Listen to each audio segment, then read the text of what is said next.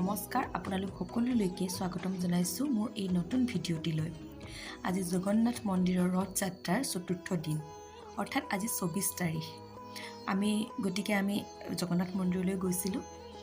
চাৰিওফালে পৰিৱেশ দেখুৱাইছো, চাওকচোন ইমান ধুনীয়া। যেহেতু মেইন গেটখন বন্ধ কৰি দিয়া হৈছে, এইখন সেকেন্ড গেট। এইফালে চাওক ইমান ধুনীয়া লাগিছে পৰিৱেশটো। চাৰিওফালে লাইট আৰু গছ-গছনিৰে ভৰা এটা সুন্দৰ পৰিৱেশ। আমি প্ৰথমেই গণেশজী অৰ্থাৎ সিদ্ধিবিনায়ক দেৱক প্ৰণাম জনাইছোঁ। যিহেতু দুখন গেট জগন্নাথ মন্দিৰৰ আৰু এইফালে অৰ্থাৎ সেকেন্ড গেটখনেদি আহিলে প্ৰথমতে গণেশ মন্দিৰে পোৱা যায়। আৰু এয়া মোৰ অৰ্থাৎ আমাৰ সকলোৰে আৰাধ্য দেৱতা ভোলানাথজী। ওম নমঃ শিৱায়।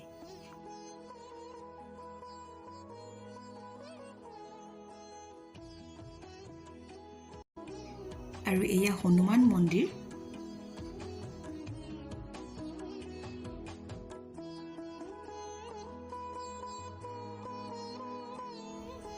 যেহেতু জগন্নাথ বাবাৰ ওচৰত ফটো মাৰিবলৈ দিয়া নহয় অৰ্থাৎ মোবাইল এলাও নহয়, গতিকে আঁতৰৰ পৰা অকণমান দেখুৱালোঁ।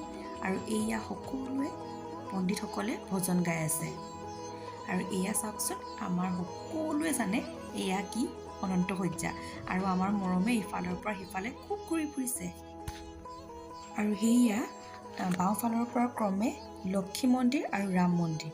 এয়া চাওকচোন আঁতৰৰ পৰা জগন্নাথ মন্দিৰ ইমান ধুনীয়া লাগিছে।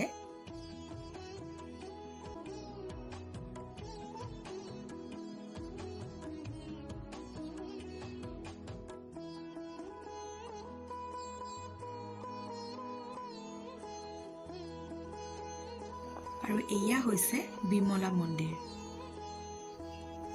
জগন্নাথ বাবাৰ যিখন ৰথ আছিল, এই ৰথখনেই হৈছে এইখন। চাওকচোন আঁতৰৰ পৰা ইমান ধুনীয়া লাগিছে, ইমান ধুনীয়াকৈ ধুনীয়াকৈ সজাই তোলা হৈছে এই ৰথখন। ভিডিঅ'টো চাই কেনেকুৱা পালে জনাব আৰু like, share, comment and subscribe কৰিবলৈ নাপাহৰিব। ভিডিঅ'টোৰ জৰিয়তে যদি কিবা থাকি গৈছে তেতিয়াহ'লে মোক কমেণ্ট বক্সত কমেণ্ট কৰি নিশ্চয় জনাব আৰু ভুল হ'লে ক্ষমা কৰিব। ধন্যবাদ।